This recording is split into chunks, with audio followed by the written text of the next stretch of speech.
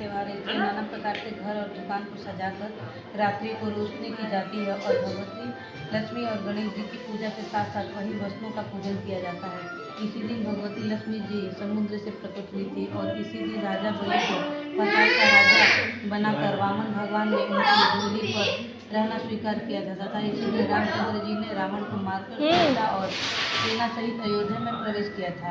एवं इसी दिन राजा वीर विक्रमादित्य ने सिंहासन पर बैठकर नवीन संवत की घोषणा की थी। अतः इन सब कारणों को लेकर इस दिन भारी उत्सव मनाया जाता है और लक्ष्मी जी गणेश जी के साथ सब देवताओं का पूजन करते हुए समस्त की भगवान से याचना करते हैं। महालक्ष्मी जी का पूजन। एक नगर में एक साहूकार रहता था। उसकी एक लड़की थी। उसने देखा कि लक्ष्मी जी उसी पीपल से निकला करती हैं। एक दिन लक्ष्मी जी उस साहूकार की लड़की से बोली कि मैं तुझ पर बहुत प्रसन्न हूँ, इसलिए तुम मेरी सहेली बन जा। लड़की बोली, क्षमा कीजिए, मैं अपने माता पिता से पूछकर बताऊंगी। इसके बाद वह अपने माता पिता की आज्ञा पाकर श्री लक्ष्मी जी की सहेली बन गई। श्री महालक्ष्मी जी उससे बड़ा प्रेम करती थी। एक दिन लक्ष्मी जी ने उस लड़की को भोजन का निमंत्रण दिया। जब लड़की भोजन करने के लिए आई तो लक्ष्मी जी ने सोने के बर्तन में खाना खिलाया, सोने की चौकी पर बैठाया और उसे बहुमूल्य वस्त्र ओढ़ने को दिया।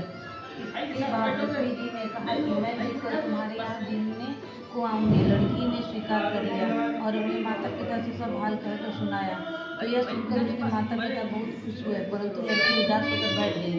कारण पूछने पर उसने अपने माता पिता को बताया कि लक्ष्मी जी का वैभव बहुत बड़ा है, मैं उन्हें कैसे संतुष्ट कर सकूंगी। उनके पिता ने कहा कि बेटी, गोबर से जमीन को लीप कर जैसा भी बने पड़े रूखा सूखा श्रद्धा और प्रेम से खिला देना। यह बात पिता कहने भी न पाया कि सहसा एक चील मंडराती हुई आई और किसी रानी को नौलखा हार वहीं पर डाल गई। यह देखकर साहूकार की लड़की बहुत प्रसन्न हो गई।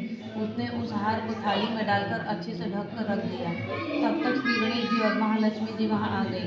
लड़की ने उन्हें सोने की चौकी पर बैठने को कहा। इस पर श्री महालक्ष्मी ने कहा कि इस पर तो राजा रानी बैठते हैं, हम कैसे बैठें। बहुत आग्रह करने पर महालक्ष्मी जी और गणेश बड़े प्रेम से भोजन किया। लक्ष्मी जी और गणेश जी के घर में आने से साहूकार का घर सुख समृद्धि से भर गया। हे लक्ष्मी माता, जिस प्रकार उस लड़की को दिया उसी प्रकार सभी के घर में सुख समृद्धि देना।